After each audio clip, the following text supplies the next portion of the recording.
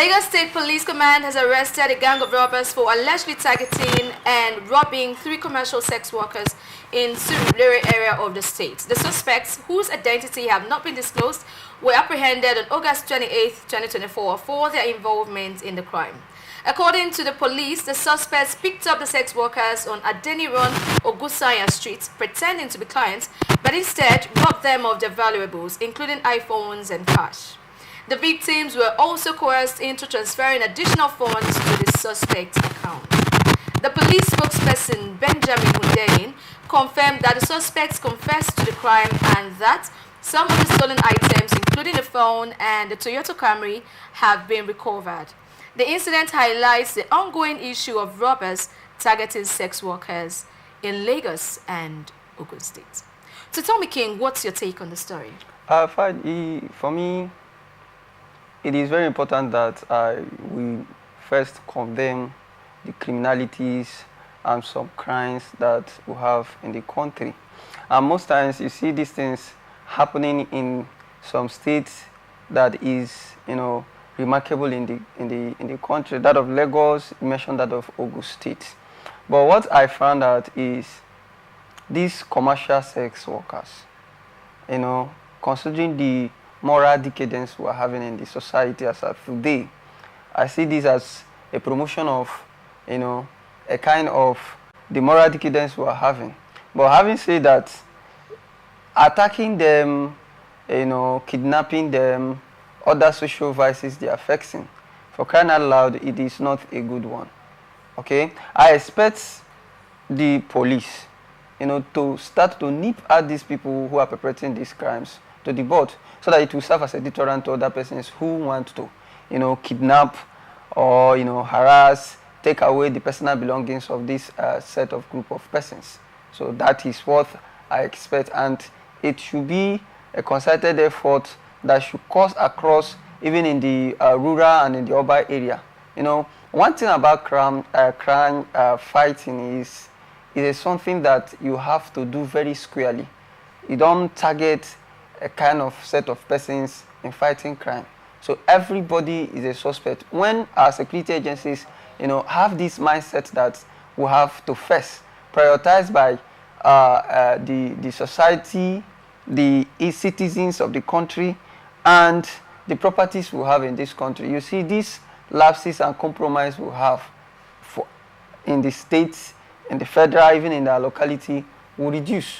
Because in most cases, you will see when police officers, in fact, in some cases, it's very glaring that most times they do excuse and investigation on selective formats, not looking into the nitty-gritty of the investigation and allegations that is in their table.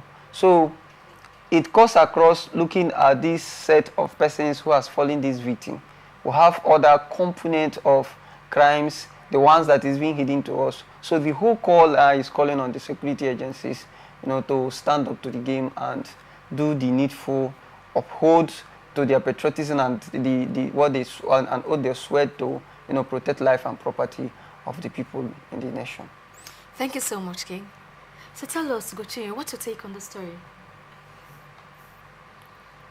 Well, I cannot on this national television assume the role of Ugochi Nyanikenga. I am Ugochukwu Ifeanyichukwu.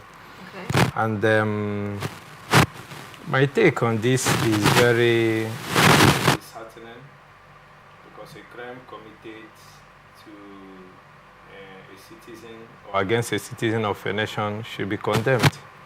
So I condemn it in totality.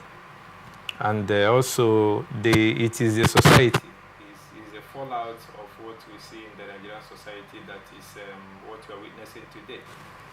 Because if the society places value on its citizens, no other citizen will look at the other citizen as a second class, or maybe if the laws of the land has not condemned your type of trade or work to be against the Constitution.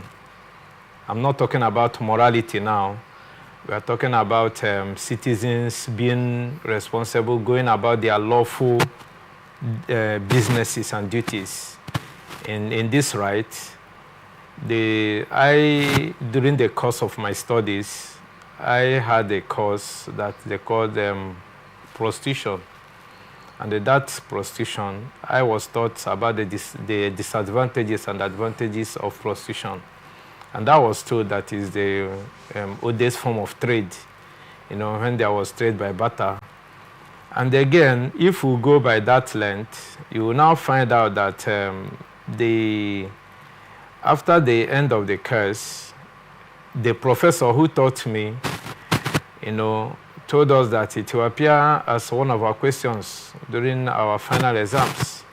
And he told us categorically in the classroom and told us that if we are to write against, because I went to the Catholic seminary, and they know about the morality and how we feel, the African mentality of condemning everything.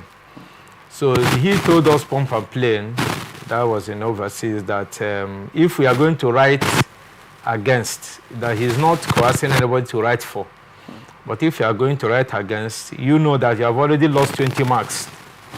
Because from what he taught us, there was more to the advantages of that type of trade to its advantages, to its disadvantages rather.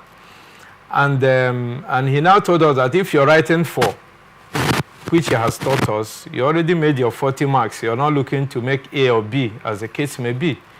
So it is the society that has stereotyped these our sisters. Like in overseas, they call them ladies of the night, some part of the world. And here, the society, what we see in Nigeria, is stereotyping people's trades and their means of getting their daily income, which is condemnable. So what happened in Lagos, it is the Nigerian police that has given room to what happened to those ladies, truth be told.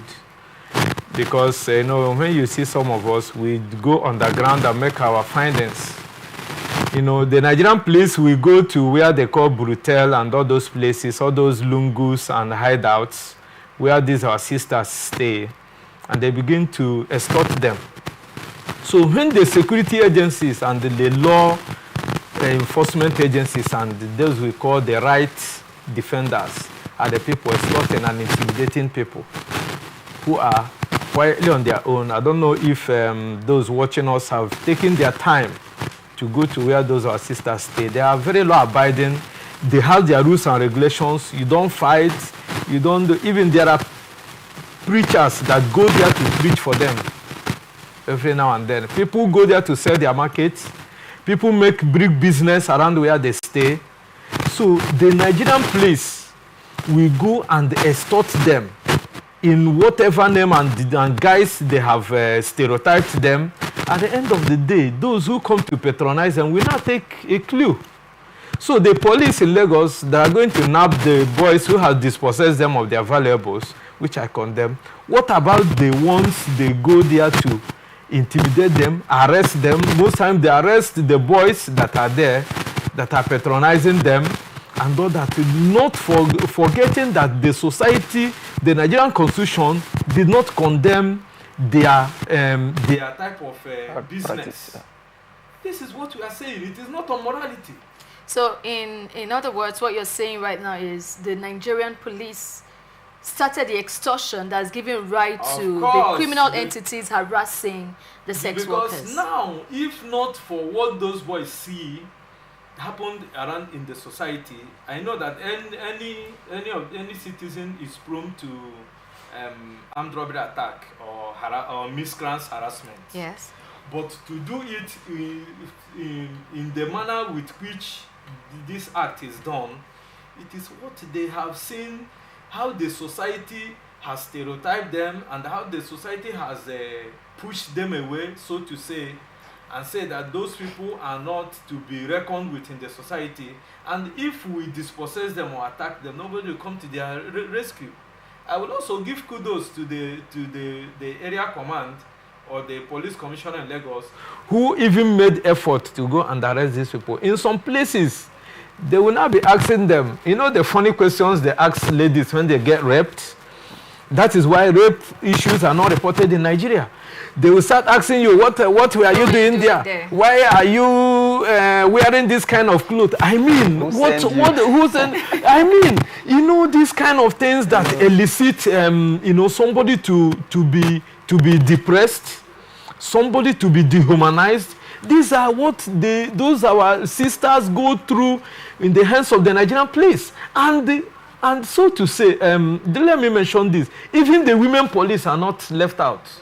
Windy, you can go to the police station, just disguise yourself as an investigative journalist, go there one day and see a lady reporting about rape in Nigeria. You pity the person. At the end of the day, the person will even be ashamed of herself that she went and reported such cases. And that's why you see that kind of thing thrive in the society.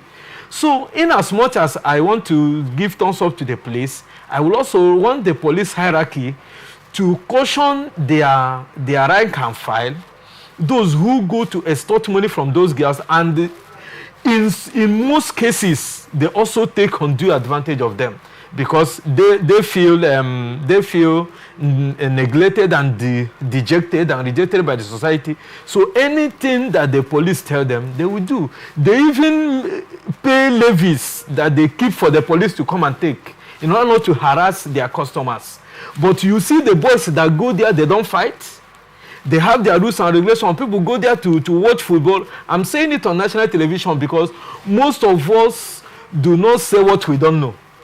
Because if you are an analyst or if you are an opinion monger or a stakeholder in the Nigerian society, you should, you know, go out and find out exactly what is happening, not only what you hear on radio and what you watch on national television, to have a first-hand information. So I'm telling you from a position of knowledge of what I know that goes on around those our sisters, and it is a high time that the Nigerian state should accord them the needed respect due to their work, because they are also paying their tax and contributing their quota for the development of the Nigerian society, waiting when fortunes will smile on them, Windy.